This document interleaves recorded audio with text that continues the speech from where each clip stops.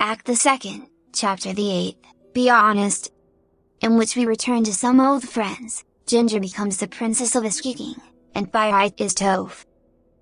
Echo and Daring do. You ever get the feeling like we've been walking down this road for months and months, like, we'll keep doing this forever, and whenever people think of us, the last thing they recall is, oh, yeah, I remember those guys. They set off down a dusty road way back when. I think they're still on it right now. What a lazy deity they subscribe to.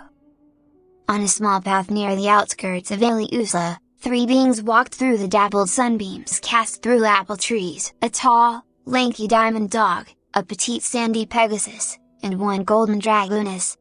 The Pegasus glanced to the diamond dog at her side. Echo, I'm starting to realize that you're so smart sometimes you think yourself into an idiot. The diamond dog blinked. Compliment, or still mad at you? Youch.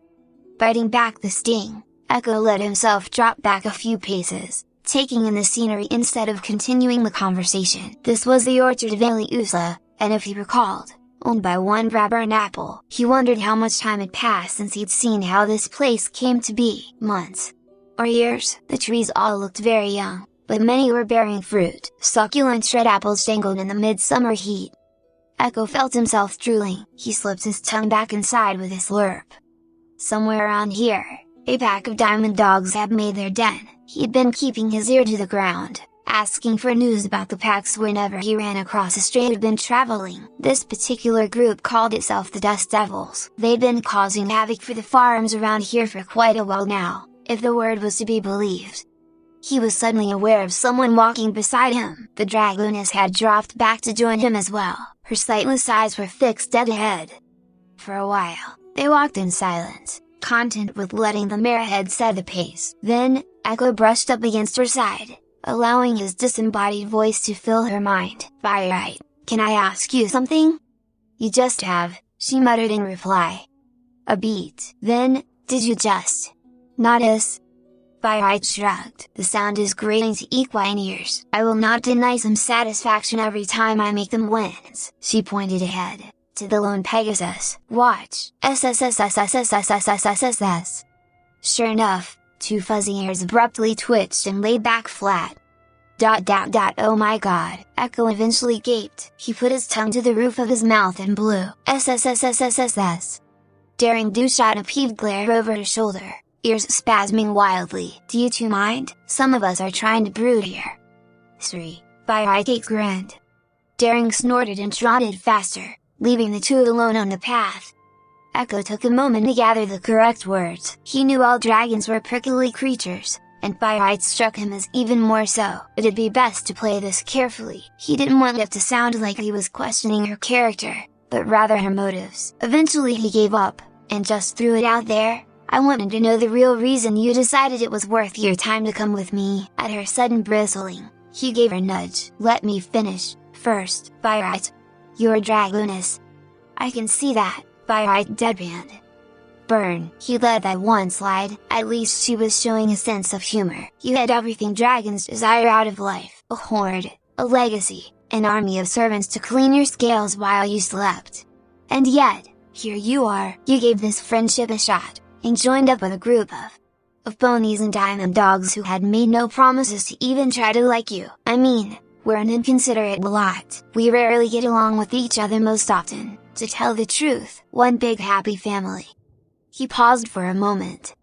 And yet, again, here you are. You literally gave up all your worldly possessions, the entire measure of a dragon's worth. You gave up your standing with your own kind on a desperate half-baked gamble of mine. I offered you friendship, but I bluffed, guessing you'd be interested in the first place. You're doing a terrible job of convincing me this was the correct path. Pyrite slowly opened her mouth, and a long, snake-like tongue dipped out, wrapped around a simple gray pebble. She dropped this into an outstretched claw. Even though her eyes were blind, they focused straight at it. I assume you made your deductions upon this. We're both greedy creatures, but we know in fact, the greatest treasures are not the ones taken, but the ones received. Someone, long ago, gave that to you, as a gift. It is your greatest treasure, despite the fact that your hoard was insane in its vastness, in wealth, and you kept an unusual amount of slaves for a dragon. I know, I've read the entire section of the Rio de Janeiro library on dragons. Books do not show, only fill naive heads with words they pretend an understanding. Pyrite scowled, emptily contemplating the stone in her claw. So what if my horde was the envy of this side of the continent, or that my slaves numbered in the hundreds? I think you were compensating for something. At this, Pyrite recoiled. I think you were trying to fill a hole that someone very close to you left a long time ago. There was a sound like a whisper. And then, wham! In the space of an eye blink, he found himself moving at an incredible speed. The breath was knocked straight from his lungs as he slammed into a tree. Pinning him by his neck was a golden claw, talons sunk deep into the bark. He wheezed. She trapped him so that only if he stood on his tiptoes could he hope not to strangle himself. Up ahead, the Pegasus whirled around on the spot at the sound. Hey, what Kate gives! Her wings flared out aggressively, each feather jutting out like needles. Pyrite held up her free claw at her. Plus, Pony, give me but a moment here. You can have him back when I have finished. My name is Daring, and fine, you can play with him, she snorted, turning around and continuing onward. As an afterthought, she threw over her shoulder just now, you break it, you buy it. Echo grimaced. Some sixth sense told him he may be quite literally sleeping in a doghouse tonight. His field of vision was suddenly filled with a row of sharp teeth, rivers of golden fire flickering through the gaps. Pyrite growled, an impossibly small earthquake in his ears. Choose your next words very, very carefully, son of Earth. The diamond dog swallowed nervously, trying not to cough. I think once upon a time, you had another friend, a very close one, and that pebble is the only thing you have left to remember them by. What I'm really getting at is, who are they, Pyrite? Who could have left such an incredible impression of friendship upon you that, hundreds of years later, you're willing to drop everything and give it another shot? Silence. For a moment, he wasn't even sure if she was breathing. Then, she asked in a soft voice, why? I want to know who you are, and what shaped you into the person you are today. He said, I want to thank them for giving me the chance to give you a chance. I think it's important to remember our roots, no matter how deep they stretch. The claw released him. He dropped to the ground, rubbing at his neck. Surprisingly, though, she helped him up. They weren't just my friends, she said quietly. They were family. There were 3 of us, myself, Firefly, and her son, Rocket. When I was very, very young, they fished me out of a river. They took me in and cared for me, for I was not well. They raised me, and confided with me, and shared the wonderful life they had with me. I was not quite a daughter, not quite a sister, but we were family all the same. Why were you in a river? Echo wondered. They had returned to the path. The trees were starting to thin out. Hopefully the end was near.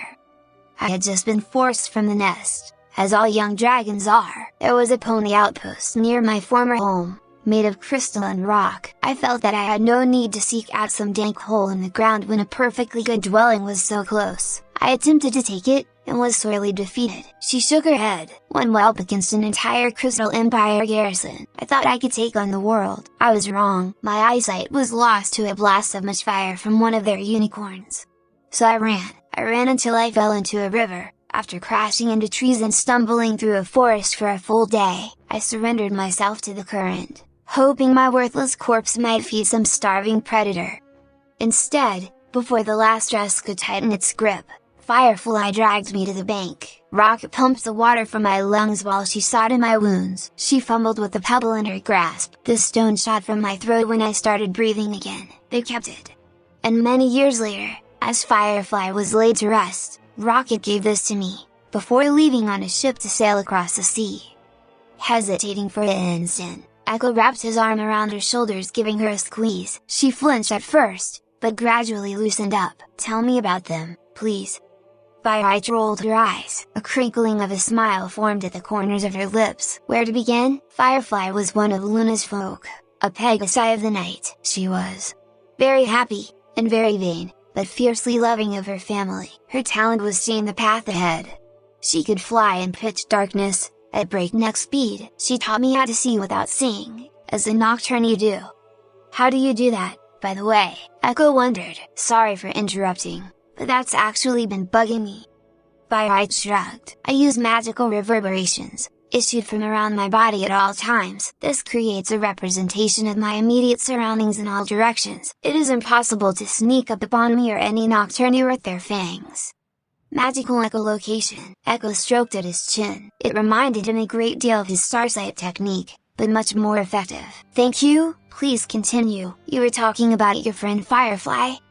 Yes, Pyrite agreed. She eventually passed of old age, surrounded by her family and friends. And myself, she chuckled. Now, her son, Rocket, sired by one of Equestria's many guards, took after his father. He was a Pegasus of feather and sun. He was very serious, even as a small child, and had a disturbingly fanatical sense of duty to Equestria, but he also had a mean pranking streak that was hard to believe. His talent was, strangely, the fabrication and detonation of celebratory explosives, fireworks, he called them. He took to the sea in his Middle Ages, having no wife or child. He was part of an expedition to the unknown continent on the far side of the ocean. Nobody ever saw the ship again. I waited many years, but I came to realize that even if he had survived what fate lay across the sea, he would too have fallen to the passage of time.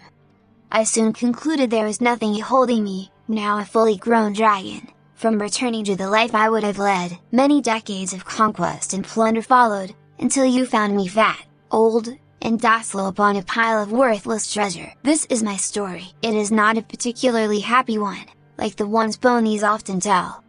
I'm sorry, Echo said, not knowing what to say.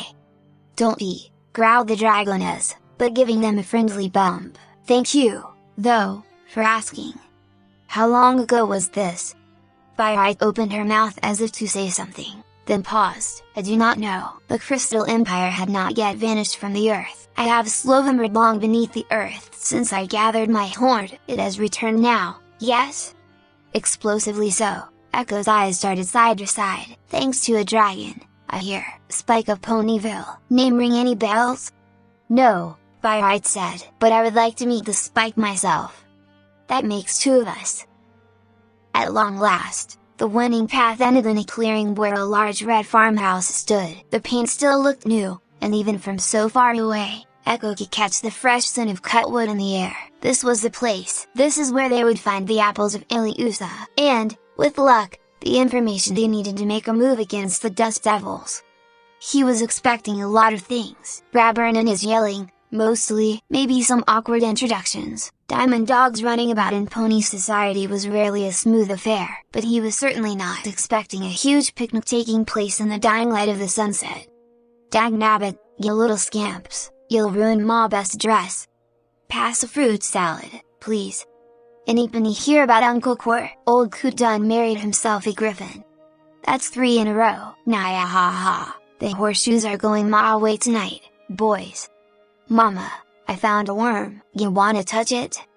Ponies were everywhere, sitting on blankets, at tables, little foals climbing in the trees, sprawled out in the grass, playing horseshoes, lounging on the farmhouse porch. Standing in the middle of the chaos was the island of Calm, Daring Do, speaking to what appeared to be Brabern and 2 other ponies, an enormous crimson stallion, and a certain orange mare with apples upon her flanks.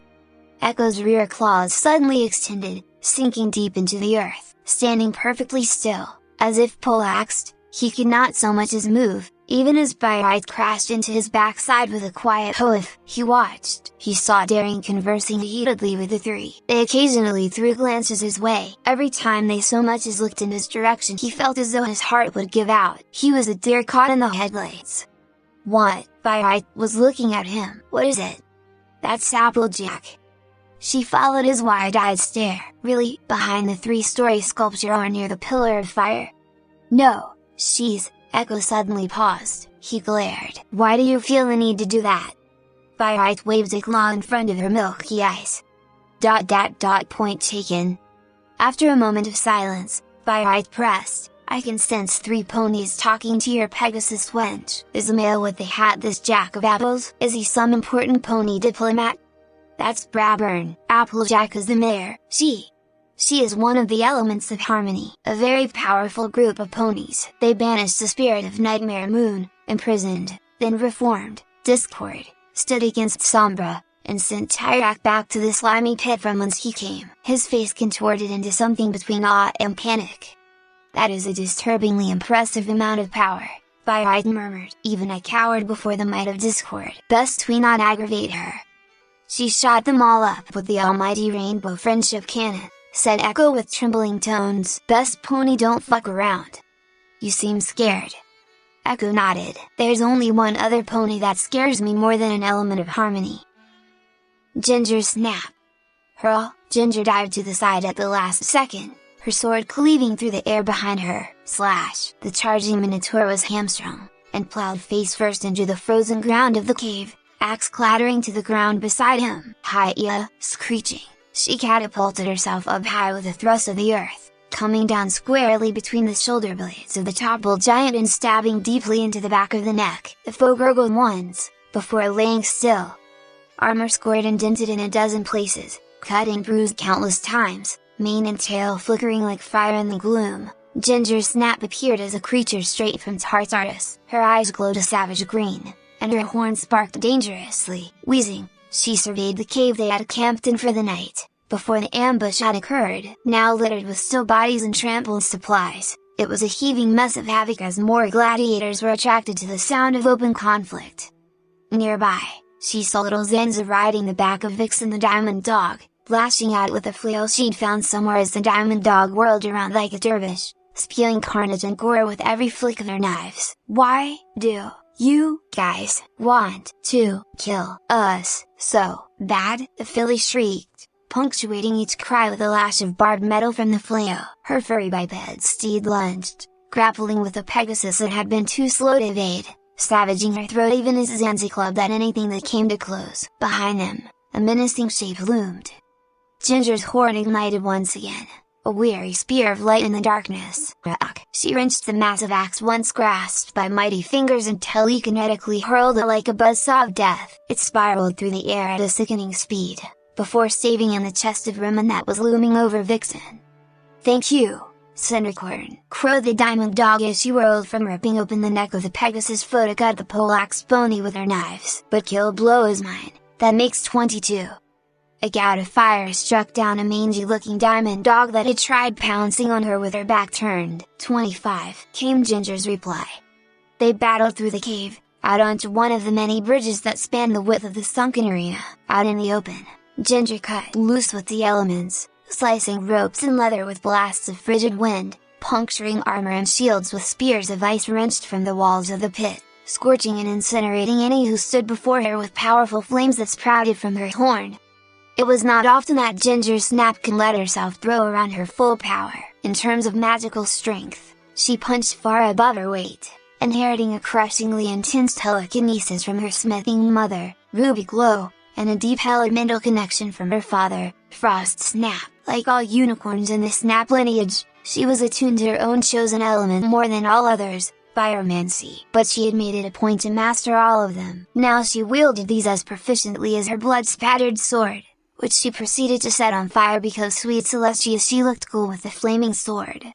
This was a good time to see what she could do if she truly unleashed herself, she thought, elementally seizing the rock of their former cave and ripping it apart, collapsing the cave and burying any who dared to follow. All those years of training to control herself, to reign in her power, and for what? To meekly subscribe to her father's shadow. She was twice the mage he ever was. She let out everything, all the frustration of watching her father slowly succumb to madness, all the grief of losing Cloud9, all the rage at an unfair world for taking away the mother of a little filly, all the fear of letting that happen to Zenza. Every ounce of repressed emotion bubbled forth from deep within the unicorn and made her veins sing with magic, and by the gods did it feel good. Ginger's coat turned white hot. Her flickering mane and tail became tinged with hot blue at the bases. Snow and ice began to melt in her presence, and the wooden planks of the bridge they stood upon turned black wherever she set hoof. Her eyes streamed eerie green light, a pair of flaming wings erupted from her sides, and with these she punched out, columns of pure inferno destroying anything that dared raise a blade in her wrath. "I swear, if I get out of this," she cried as they battled through an unending barbarian horde, "I'm going to murder him. I'm going to murder him so hard, I'm gonna learn necromancy so I can bring him back from the other side." and after his body has been destroyed an uncountable number of times and he knows only the horrible reality of suffering I will raise from Tartarus itself, I'm gonna bind his soul to an outhouse and the rest of his existence will be spent eating the shit of the nation I will found on a stinking, rotting, flea-bitten corpse. None could stand before her for long, succumbing to her dancing arcanite sword and elemental fury. Am I gonna get traumatized from this? Zanza worriedly called from the back of her steed. All the trauma, Vixen cheered, scratching her affectionately with a blood-stained paw. Ginger snarled over her shoulder, I warned you, kid, you bucking asked for this, be a big girl and crack some skulls, now would ya? Daring do and Echo. Daring rubbed at the bridge of her muzzle, thanks for believing me, Applejack, we've had some pretty rough welcomes before, I'm glad you're willing to at least give us a chance.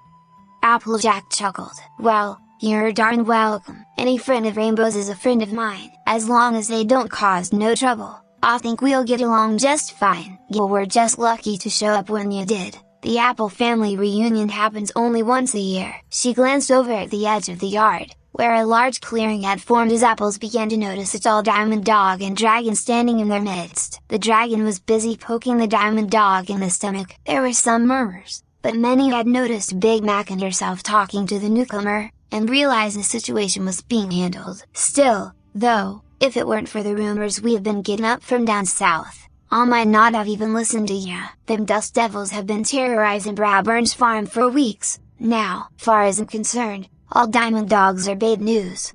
Daring waved her hoof dismissively. Nah, the big guy wouldn't hurt an ant if he could help it, good with foals, too. Pyrite's a bitch, but Echo won't let her act up too much, she snorted. Geez, now if Ginger were here, that'd be a riot. She's the one in charge of Eel, right? Applejack frowned. She struggled. Alpha, said Big Mac. That's what I meant. You said she's off and roam with the rest of your kin. So what are you doing here in Leusa? Daring shrugged. No clue. Echo here figures he can help out with your dust devil problem and further our own cause at the same time. He's the brains, she smirked. I'm just here to look hot and kick flank. Why don't you ask him? Well, alright, agreed Applejack. She waved over at the diamond dog. Hey. She's calling us over, what do we do? Somehow, Pyrite managed to stare at him in utter awe. I do not know. Respond. Pyrite, she's looking into my soul. Why do you not answer her summons? Pyrite prodded at his rear paws, which were still locked into the ground. I can't feel my legs. No need to worry, it seems the Applejacker has decided to come to us instead. Sure enough, Applejack was weaving her way through the crowd that had gathered around them. Big Macintosh and Daring were trotting close behind. Daring was smirking something heavy. Big Macintosh was Big Macintosh. Applejack strode right up to him. Somehow, even though she barely came up to his chest, he felt as if he were being scrutinized from a great height, like an insect under a magnifying glass. She tentatively put a hoof out. Howdy there, partner. Shivering, Echo swallowed her hoof in his bandaged paw. Grew a rugog, he said, then toppled over backwards. Pyrite shook her hoof next. Hello, Jacker of the Apples, I am Pyrite, scourge of the southern continent and envy of the Dragonlands. Please do not destroy me with your friendship weapon, she smiled. Charmed, Applejack eventually managed. Meeting the Apples was one of the strangest experiences of his life. On one hand, they were some of the most invasively curious ponies he'd ever met. After being fanned awake on the porch by a few of the elder mares, he was swamped by questions and curious foals, who climbed all over him, dangling from his shoulders and perching between his tufted ears. One even opened up his mouth to get an up-close look of his teeth. Echo answered questions as fast as he could and all the foals piled atop him spoke as his voice, which was funny, because each one of them had a different interpretation of what he said. He showed them magic tricks, not real unicorn magic, but the magic of the earth, making flowers bloom with the snap of his paw, identifying gems by taste, using starsight to catch things tossed at him from behind, sending sparkles out of tips of his spinning staff, making his eyes shine like bright pink searchlights, drawing animals in the air with his ghostly claws and sending them prancing around until the fireflies came out. He even managed to breathe pink fire, a trick that he had been practicing in private for a while. On the other, the Apples were probably the nicest, most welcoming ponies Echo had ever encountered. Not 10 minutes after he finished entertaining them, he found himself sitting at a very large table with a very large number of ponies, each of which Brabern could somehow introduce with a never-ending list of apple-related names. There's Apple Cider, Apple Core, Pumpkin Apple, Apple Crisp, that little filly is Hard Cider, don't know why her folks named her that, Apple Crisp, Golden Delicious, Fuji, Apple Strudel, Apple Crumble Red Gala, and this huge lug here is my cousin, Big Macintosh. Even though Echo was sitting down at the table, he still had to look up to meet the Scarlet Giant's eye. Big Macintosh, the stallion, the tank, the legend, the fountain of pure masculinity. Echo's jaw hit the table, flinging a spoonful of applesauce at one of the foals, who immediately kicked the foal sitting next to him, and a scuffle erupted farther down the table. He froze up as Applejack sat next to him. "Don't mind him, he's just a really big fan of yours," said Daring, and kind of a goofball. Hey, I'll thank you kindly," Applejack patted him on the shoulder. Senpai noticed me," Echo Albert screamed inside his head. "Not too often we get traveling types like yourselves around here. Luckily, you're just in time for the Apple family reunion. It's Brabern's first year hosting." Applejack gave her cousin a smile. "I've made sure to prepare food for any occasion," Brabern proudly announced. "The princesses themselves can show up and I'd have something to serve." Pyrite flashed her tea. "Got anything from a spit, seared and dripping with juices?" Applejack leaned across the table and flipped the lid of her hat up. "That a challenge?" "Yes," Pyrite stated, licking her teeth with her long tongue. Suddenly, a skewer of fruit was held under her nose. "Apple kebab," said Brabern with smirk. "I've never had apples before," said Pyrite, frowning slightly. Gently, she plucked off a slice from the stick and popped it in her mouth. For a moment, silence, as the whole table quieted to witness the first tasting of an Apple family apple. Pyrite chewed, swallowed, and dabbed at her lips with a napkin. Calmly, she folded her claws and said, "I think I can see flavor now." And the table erupted in cheers. A little while later, Echo sat on the porch next to Big Macintosh. Echo blinked. Big Macintosh blinked. Nobody spoke. Applejack face moved.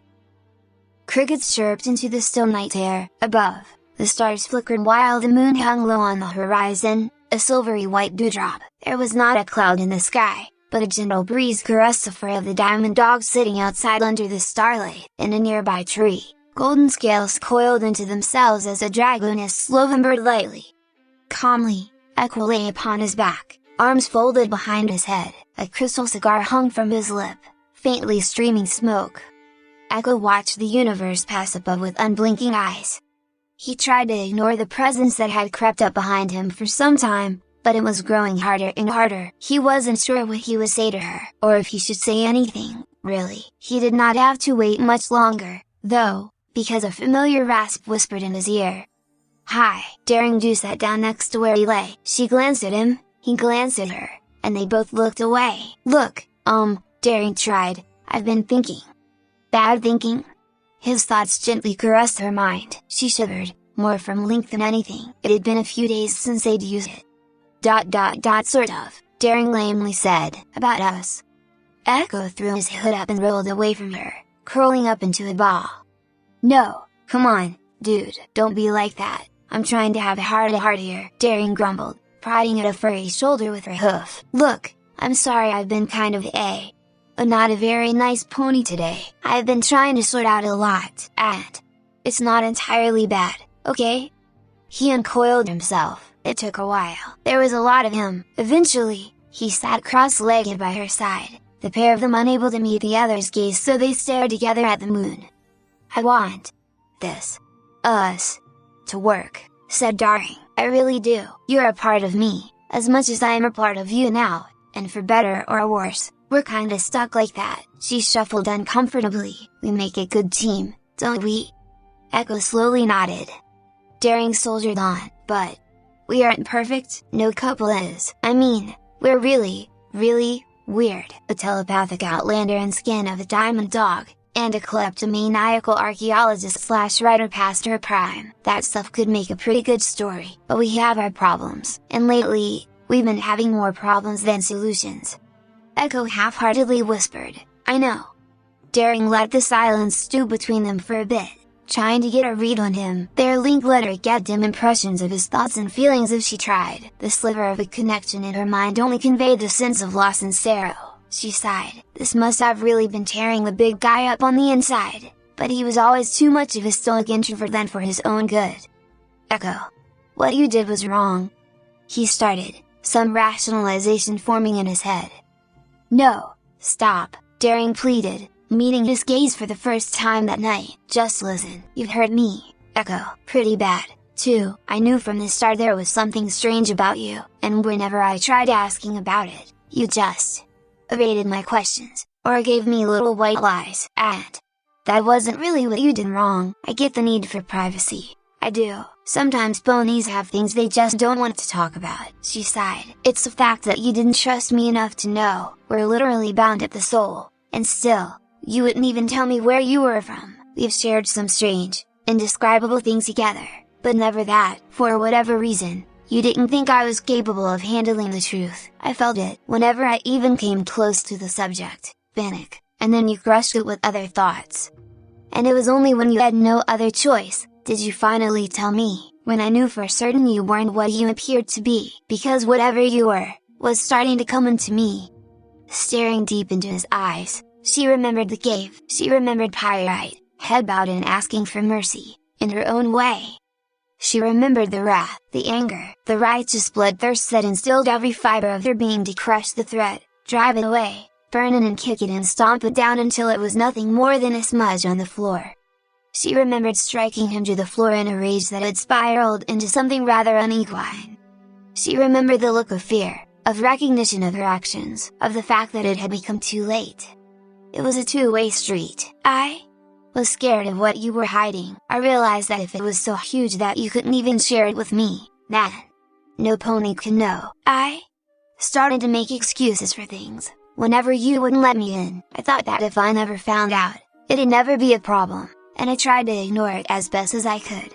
But," Daring dragged his hoof through the grass, "you aren't the only one who keeps things inside, you know," she said bitterly. "See how it turns out? You couldn't trust me, I couldn't trust myself. How bucked up are we?"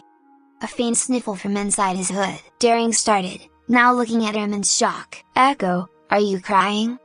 Echo reached up into his hood and wiped at his face, rapidly shaking his head from side to side. He froze when a dusky wing wrapped around his side and pulled him close. Daring held him as he forced the small little shakes his body made to go away. "Echo, look at me," she said, nudging his face up with a hoof. The diamond dog slowly raised eyes to meet hers.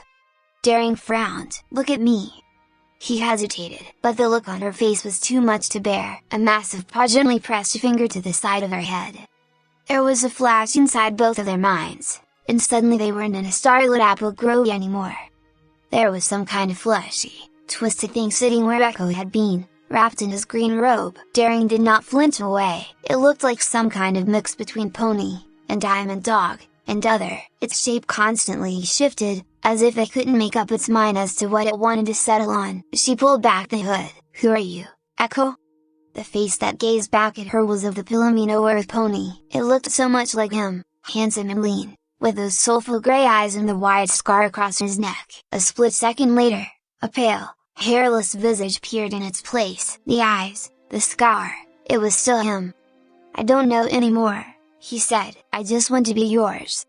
She pressed their foreheads together. "Then you need to trust me. We are a team. You are my best friend, Echo. I will set you back on the right track, if you catch me when I fall." He spasmed, becoming brown and furry, fangs glinting. She did not pull away. "I'm scared," he said, "of losing what makes me what I am. I'm scared that, what I once was is slowly leaving me, and I don't know what is filling up the spaces. Every day, I lose a little more. Names, places, little memories of my life, and when that's all gone, who will be left? Will it still be me?" "I can help you remember," she whispered. "Start small." "With what?" What is your real name?" he murmured into her ear. Daring smiled. "It suits you." She closed her eyes, and planted a light kiss upon his forehead. When she opened them again, they were back in the apple grove, stars pulsing high above. The cooling night air swirled around them once more, and sound of crickets chirping pleasantly filled her ears. The diamond dog remained with his head bowed low to the ground as she pulled away. "When you've sorted yourself out, come to me," Daring said, "and we can try again." Turning around was one of the hardest things she'd done in her life, but she left him there in the grass, marching resolutely towards a farmhouse, where Applejack had put her up for the night. "Daring." She paused.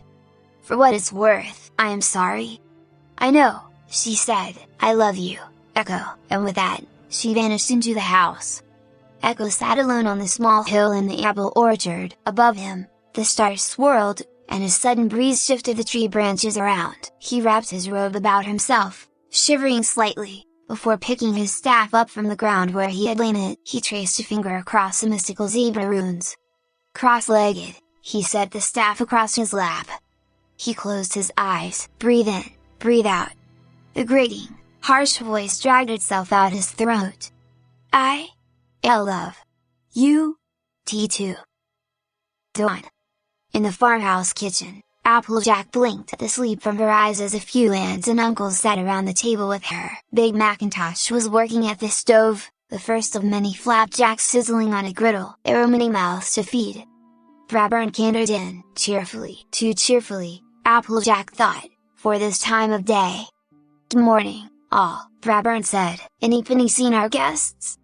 "Haven't bothered to look," Applejack muttered. "They don't seem like the kind of folk who get up this early." Brabern shrugged. "Well, they're gone. The Pegasus room is tidied up, and Applecore found a sack full of sapphires on the front porch this morning." He reached into his vest and removed a solid blue gem the size of his hoof. "I think our money troubles are gonna be a thing of the past." "That's a half an orchard in your hoof, Bray," Applejack gasped, rubbing her face. "You mean tell me they just left those for us, for one night's fee?" Brabern nodded enthusiastically. "You got it, Hughes." Applejack sat back in her chair. "Whoa," she turned her head. "Mac, did you see them off?" "Yup," said Big Macintosh. "And did you give them the supplies they're gonna be need and point them in the right direction?" "Yup." "Huh," said Applejack, and again, "Huh, Rarity ain't gonna believe this one." In the light of the rising sun, 3 figures strode down the dusty path. In the lead, a dusky Pegasus, whip coiled tightly around one wing, saddlebags swaying on her hips. Forever following, a tall, lanky diamond dog, green hood raised to cast his face in shadow as he plodded along with staff in paw. In the rear, a visibly relaxed golden dragoness, her long, swan-like neck craned to peer at the passing countryside. Daring to check the map the big red stallion had given her. "We're about a mile away from the den now. Should expect to run into a party of dust devils any time now." "Is there course of action to follow?" Pyrite asked. Daring gave her a wink. "Diplomacy." Achievement earned Applejack, element of honesty. "It's about dating time."